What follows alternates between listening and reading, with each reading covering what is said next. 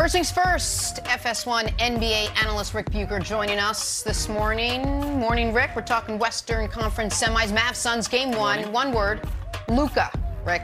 He was a one-man show, 45, 12, and 8 in his first ever second-round playoff game. He was so good, but Phoenix was even better. How about the Suns shooting over 50% from the field? They pull it out. They get the game one win.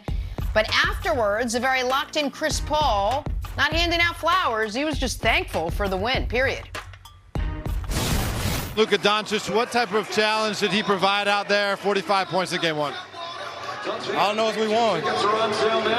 Excuse me? We won. Oh, of course, so I said. I said something about 45. Game one went to the Suns. Right. What type of challenge did Luka Doncic and the Mavs provide? Team. It's a lot of good players on that team.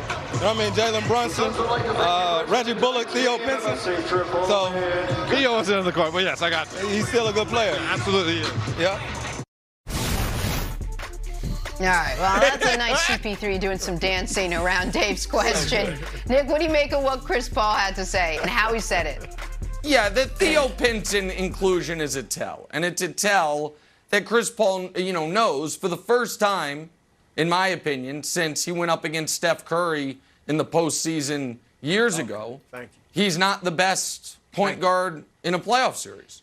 And I think he also knows that if the Suns let Luka do what he did and let the Mavs score a $114 a game, they're going to lose the series. I mean, the teams this postseason are 25-8 when scoring 114 or more points. The Mavericks did exactly what they wanted to do on offense, and they did it with Jalen Brunson having a terrible game, or a terrible offensive game. The problem for the Mavericks was their defense, which has been their strength all year, was nowhere to be found. The Suns hadn't broken 120 in these playoffs until last night. Both teams scored their playoff season high. So I listen, Chris Paul's being disingenuous. They have a lot of good players. You mentioned Theo Pinson. Give me a break. Luka did everything he wanted, and I think the Mavs will take that offensive performance 6 more times and win the series in 7. The question is, can they get enough stops? Can the defense step up? And that's yet to be seen. But I think Chris Paul understands what type of war he's in store for the next 2 weeks. Oh, Nick. I don't know if you know this, but I am a Dean Emeritus at Body Language and Facial Expression University. And that is a wrong interpretation of Chris Paul's reaction to the question. This was Chris Paul saying to Nick Wright and everyone else in the media, why are you trying so hard to anoint Luka Doncic before his time? Thank you. He scored 45 points, and the Phoenix Suns my team just toyed with the Dallas Mavericks in spite of Luka Doncic's 45 points. And the first thing you're going to essentially ask me is, hey, what'd you think about that Luka and his 45 points? Who won the game? Was that even a factor? No, it was not. And I don't blame the sideline reporter completely, because I'm sure there was a producer in his ear saying, hey, make sure you ask about Luka's 45.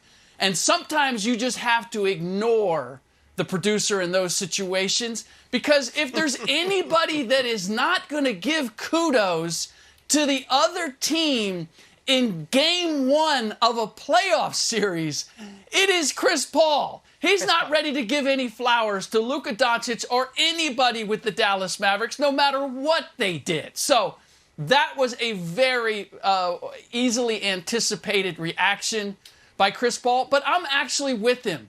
For the last 3 years, Luka Doncic has been the favorite, the media favorite coming into the season to be that year's MVP, and yet hasn't come close to it.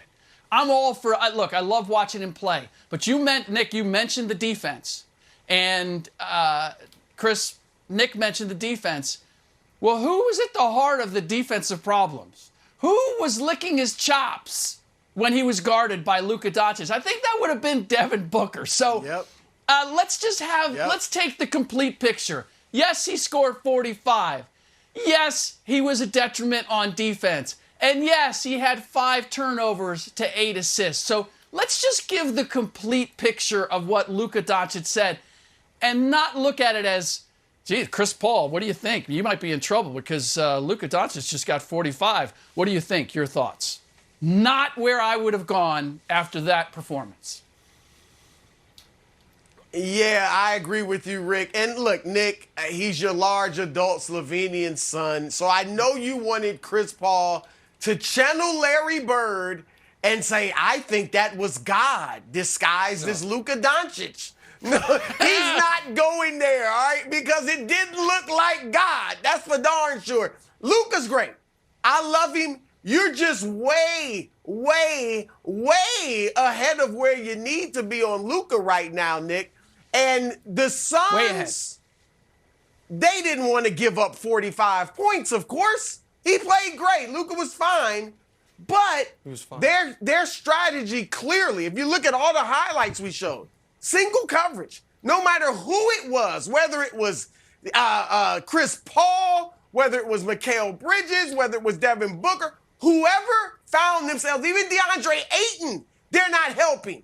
Whoever was on Luka, it was stay put. Stay on your other men. Luka will live with it 35, 45, 55. We'll live with what he does because we'll stop everyone else and they won't be in a rhythm. And that's what happened, Nick. Of course, they didn't want to give up that many points. But a lot of that was at the end of the game when it was clearly over. I mean, Phoenix was, don't be fooled by the final score, Nick. Phoenix obviously was in control of this game the entire way. They never trailed. It never was a more than a one possession game after the first quarter. And and to Rick's point, they also attacked Luka defensively. And believe that was a game plan because they scored 24 points on 10 of 18 shooting when Luka was the primary defender. So they not only played him one-on-one defensively, but on the offensive end, they said, look, we're going to go at him too, and we're going to feast. So, yeah, Chris Paul's like, hold on. I'm not about to give this dude his flowers when we got what we wanted against him defensively, and we played him one-on-one offensively, and he's a great player, so he got his, but we whipped them.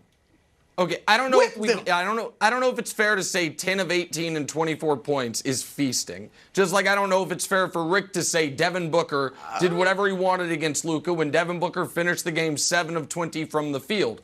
I also, Wilds, don't know if it's fair for Broussard and Ric Bucher to be accusing me of anointing Luka prematurely when I am simply conveying facts. Here is a fact. Every single day, all of us have woken up for the last 35 years.